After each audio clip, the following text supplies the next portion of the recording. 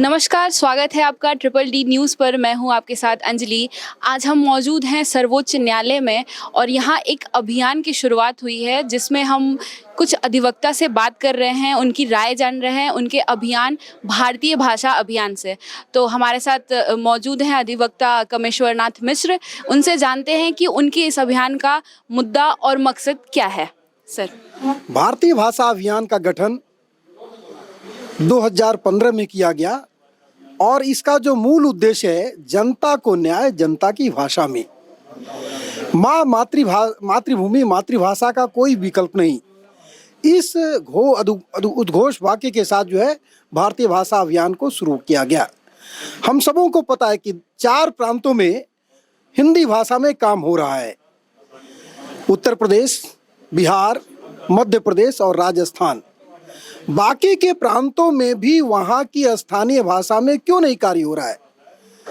इसी बात को लेकर के अपने भारत के संविधान में अनुसूची 8 में कुल 22 भाषाएं हैं। उन 22 भाषाओं में और भारतीय भाषा अभियान कार्य करने के लिए कृत संकल्प है। उस 22 भाषाओं में अंग्रेजी नहीं है, फिर भी भारतवर्ष के सभी न्यायालयों में अंग्रेजी में कार्य हो रहा है। भारतीय भाषा अभियान चाहती है कि जो क्षेत्रीय भाषाएं हैं उसमें कार्य हो।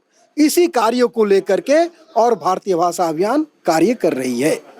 सर, आपके अभियान का आपको कितना लगता है कि एक टारगेट सेट होना चाहिए ताकि हम इतने समय में इसको पूरा कर लें?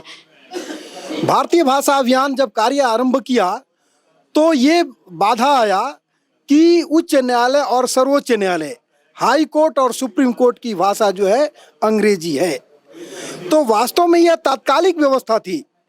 जब कश्मीर से 370 समाप्त हो सकता है तो भारतवर्ष में, भारत के संविधान में 348 संविधान से क्यों नहीं हट सकता है या क्यों नहीं संशोधन हो सकता है? इसी के लिए भारतीय भाषा अभियान कार्य कर रही है कि सभी न्यायालयों में भारतीय भाषाओं में कार्य हो।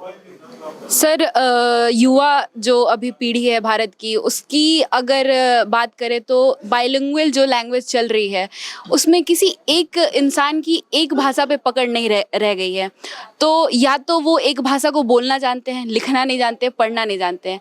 तो अगर ये लागू भी होता है तो आपको नहीं लगता कि उनको मुश्किलें आएंगी? जैसे किसी को उड़िया आती है बोलनी लेकिन लिखनी पढ़नी नहीं आती, तो अगर वो न्यायालय के किसी भी पृष्ठ को पढ़ता है तो उसे कितनी तकलीफ होगी, या फिर अगर उसमें कुछ किया जा सकता है तो आपके हिसाब से क्या होगा वो?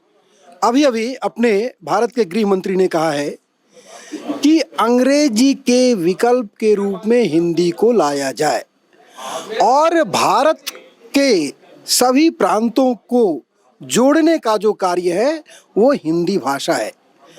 भारत में प्रांत की जो रचना हुई है भाषा के आधार पर हुई है, परंतु सभी प्रांतों को जोड़ने का जो कार्य है वो हिंदी भाषा से है। जब संविधान बना तो यह व्यवस्था थी कि यह व्यवस्था 15 साल तक रहेगी, यानी 1950 में संविधान बना तो 1965 में यह व्यवस्था स्वतः समाप्त हो जानी चाहिए थी। परंतु 1963 में ही राजभाषा अधिनियम ला दिया गया और यह कहा गया कि चूंकि भारतवर्ष की और जो न्यायालय है उसकी सारी व्यवस्था अभी अंग्रेजी में ही है, व्यवस्था अभी बन नहीं पाई है, इसलिए आगामी सूचना तक अंग्रेजी में ही सारी व्यवस्था रहेगी। अब भारतीय भाषा अभियान चाहती है कि आंचलिक भाषा, क्षेत्रीय भाषा में कार्य हो और अंग्रेजी के विकल्प के रूप में हिंदी भाषा में कार्य हो। सर, अनुच्छेद 343 से 351 तक भाषा पे लिखा गया है संविधान में। 348 या 49 मुझे सही नहीं पता है, बट मैंने पढ़ा था ऐसा कि वहाँ एक फैसिलिटी देने की बात करी गई है कि जो भी आते हैं उन्हें फैसिलिटी दे कि उन्हें मातृभाषा में प्राथमिक समझ हो ताकि समझाया जाए। तो ये कोर्ट में कितना अभी एप्लीकेबल हो रहा है, चल रहा है, या फिर ये सफल नहीं हो पाया है? आपकी जानकारी के लिए सर्वोच्च न्यायालय में कुल 18 वाद जो है हिंदी में लंबित हैं। जब वाद डाला जा रहा था 1, 2, 3, 4, 5, 6, 7 इस तरह से 18 वाद जब डले तो प्रारंभ में रजिस्ट्रार जनरल ने कहा कि आप लोगों को पता नहीं है उच्च न्यायालय और सर्वोच्च न्यायालय की भाषा अंग्रेजी है। 348 आप पढ़िए।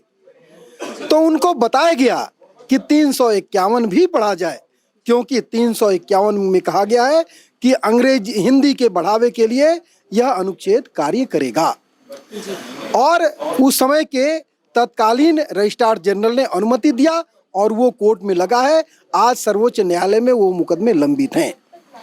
सर अगर बात करें भाषा की तो जो भी अभियान चल रहा है, तो कहीं ना कहीं हम इसको एक मौलिक अधिकार के तौर पे भी लेके चल सकते हैं कि जिसकी जो सबकी एक मौलिक अधिकार होनी चाहिए कि वो उसको अपने भाषा में व्यक्त करना है। तो कितना ये सफल हो पाएगा एक मौलिक अधिकार के लिए? भारत और इजराइल एक साथ आजाद हुआ। इजराइल के शासनाध्यक्ष राष्ट्रपति ने कहा कि हमारी भाषा हिब्रू लिपि अपने देश में कब लागू हो जाएगी। तो किसी ने कहा साल भर लगेगा, किसी ने कहा 6 महीने लगेगा। तो वहां के राष्ट्रपति महोदय ने कहा कि मात्र 2 महीने में यह भाषा अपने देश में लागू हो जानी चाहिए। भारत के बाद 2 साल के बाद चीन आजाद हुआ। चीन में भी जो है अपनी भाषा चीनी चल रही है। जितने भी विकसित और विकासशील देश हैं, उन सारे देश की भाषा अपनी भाषा है। भारत में ये दुविधा है, जब भारत के संसद में 540 सांसद हैं और उन सभी सांसदों को जो उनकी मातृभाषा है सुनने की व्यवस्था है, तो आखिर न्यायालयों में ये व्यवस्था क्यों नहीं हो पाती है? सर जो भी आपने त्रुटियां बताई, विफलता बताई, तो अंतिम सवाल यही रहेगा कि इस सफलता को सफलता में कैसे 5 ऐसे कुछ प्रमुख जो बिंदु हैं उस पर किस पे केंद्रित होना चाहिए, बेसिक से लेके एडवांस लेवल तक? कुछ लोग आते हैं तो सांचे में ढल जाते हैं, कुछ लोग आते हैं तो सांचे में ही ढल जाते हैं, कुछ लोग आते हैं से सांचे का ढांचा ही बदल देते हैं। तो भारतीय भाषा अभियान वास्तव में आई है तो उन सांचे को ढांचा ही बदलने के लिए आई है, ताकि संविधान के अनुसूची 8 में जो 22 भाषाएं हैं उसी भाषाओं में कार्य हो। और इसी भाषाओं के कार्य के लिए हमने खास करके दिल्ली में और बाकी के प्रांतों में एक अधिवक्ता एक वाद का नारा दिया था, यानी अधिवक्ता अपने वाद में और अपने भाषा में वाद दाखिल करें तो हम लोग इससे अपने लक्ष्य को प्राप्त कर सकेंगे। शुक्रिया सर, हम भी उम्मीद यही करेंगे कि आपका ये अभियान सफल हो और जल्द ही सफल हो। शुक्रिया सर। आपका नाम? संदीप लांबा। जैसे कि भारतीय भाषा अभियान के जो मुहिम छेड़ी गई है, बहुत ही अच्छी मुहिम है। जो कल प्रोग्राम था सुप्रीम कोर्ट का, उसमें भी जो नोटिस जारी किया था वो हिंदी भाषा में जारी किया था और अन्य भाषा में जारी किया है। ये पूरे इतिहास में पहली बार हुआ है जो सुप्रीम कोर्ट के प्रोग्राम का जो नोटिस है वो सारी भाषाओं में और साथ में हिंदी भाषा में हुआ है। जैसे कि हमारी मातृभाषा हिंदी है, तो सर्वोच्च न्यायालय भी चाहते हैं कि हमारे जो न्याय प्रक्रिया है वो हिंदी में कार्य हो और अन्य भाषा में कार्य हो, ताकि आम जनता के पास आसानी से कानून व्यवस्था को समझ पाए। तो ये बहुत ही अच्छा अभियान है। सर बहुत सारे ऐसे अभियान होते हैं जिसकी शुरुआत तो हो जाती है, लेकिन संचार जो है आम आदमी तक नहीं पहुंच पाता है और आम आदमी को भरोसा नहीं हो पाता है उस बात का। तो इसके लिए कितना काम हो पा रहा है इस अभियान में? इसके लिए बहुत ही अच्छा अभियान है। जैसे कि अभी ये जितने भी भारतीय भाषा अभियान को जो किया है, शुरुआत की है, ये सारे मिलके संगठन ने किया है। आज से पहले देखा जाए कभी भी हिंदी भाषा को इतना स्तर नहीं दिया जाता है जितना आज दिया जाता है।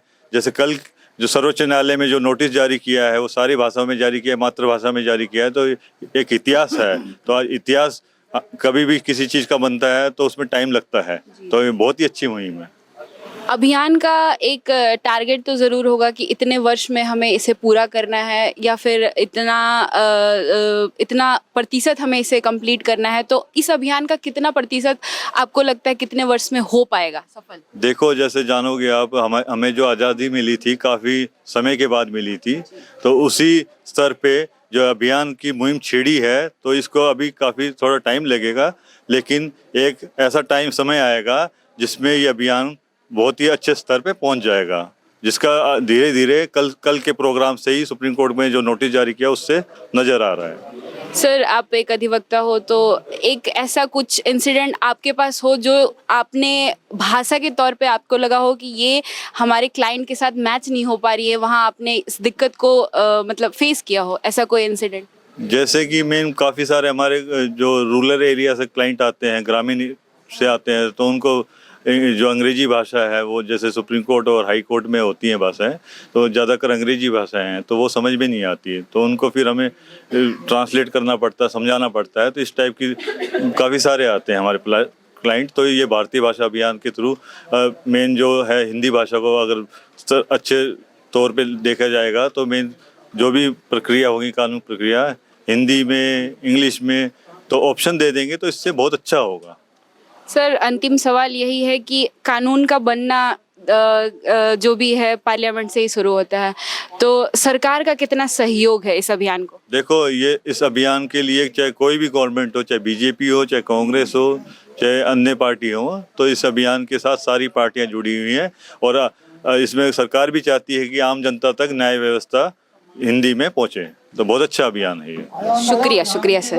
नमस्कार, हमारे साथ मौजूद हैं अधिवक्ता, आइए उनसे बात करते हैं। मैम, आपका नाम? स्वयं प्रभा सरस्वती। मैम, इस अभियान के बारे में आप क्या कहना चाहेंगे? ये एक पहल है हमारी कि हम हर भाषाओं में अपनी बात दूर दूर तक पहुंचाएं, और ये जो हम दूर दूर तक पहुंचाने की बात कर रहे हैं, ये एक तरह से सांस्कृतिक तरीके से हम अपनी बातों को सबके सामने रखेंगे, जिससे बहुत ज़्यादा इफेक्ट पड़ेगा। अभी हमने सभा में देखा था कि काफ़ी लोगों ने इस बात को सराहा है कि जो अपनी भाषा होती है वो हमारी भाषा होती है, हमारी आत्मा जुड़ी होती है उस भाषा से, और जब उस भाषा से हम अपने किसी बात को सामने वाले को कहते हैं तो वो उतने ही अच्छे से पहुँचती है जितने अच्छे से कि और कोई भाषा नहीं पहुँच सकती है। इस बात को तो हमें कहीं ना कहीं ध्यान में रखना ही चाहिए कि जो हमारी भाषा है उसका हम पूरा आदर करें। जो भी दौर चल रहा है उसमें युवा की सोच कैसे बदलें? उनको लगता है कि जो भी पश्चिमी सभ्यता है वो ज़्यादा सही है हमारी सभ्यता से, तो उनकी सोच को बदलें कैसे, ये आप क्या कर सकते हो? आपके सामने एक बहुत बड़ा उदाहरण है कि युवा की सोच कैसे बदले। मैं वैसे नहीं कहूँगी, पर मैं भी इसी युवा पीढ़ी की हूँ। मेरी सोच बदली है और मैं इस योजना का अपना पूरा योगदान मैंने दिया है, और इसी तरह से मेरी पूरी कोशिश रहेगी कि हम जगह जगह जा करके लोगों के अंदर ये जागरूकता फैलाएं, हम अपने लोगों के बीच में ये बताएं कि कितना ज़रूरी है जो हम हैं वो हम रहें। दूसरा, एक मुखौटा हम अपने ऊपर ना पहने, अपनी संस्कृति के लिए लड़े। जी बिल्कुल, अपनी संस्कृति के लिए लड़े, खड़े रहें और अडिग तरीके से खड़े रहें।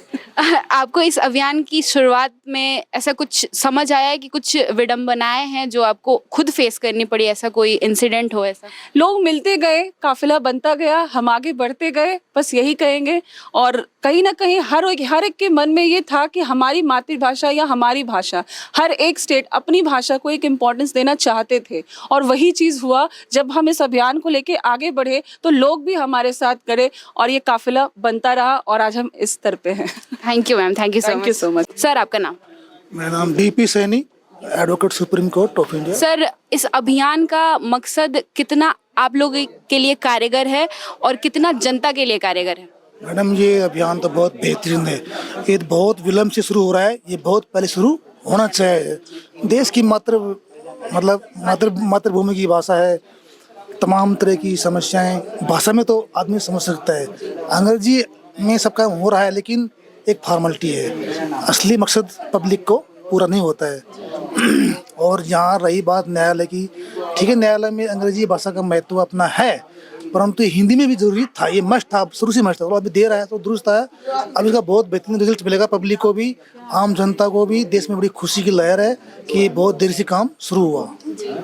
सर्वोच्च न्यायालय बात करें अगर हम साउथ दक्षिण भारत की, तो सर्वोच्च न्यायालय उनके लिए बहुत दूर हो जाता है। और अगर इस अभियान की बात करें तो कहाँ तक इस अभियान में ऐसा मकसद है कि ये पूरे देश तक पहुँचे और पूरे देश की जनता को इसका पता चले? नहीं, साउथ की इंडिया भाई, हमारे भाई अब वो समझ गए हैं कि हिंदी भाषा देश की भाषा है और मातृभाषा भी, उनको भी स्वीकार हो गई है। पहले उनको दिक्कत थी, भाई हम अंग्रेजी पढ़ें, फिर उनकी तमिल, केरल, वो मलयालम, कई भाषाएं, फिर हिंदी पढ़ें, उनको दिक्कत थी एक थोड़ी एक।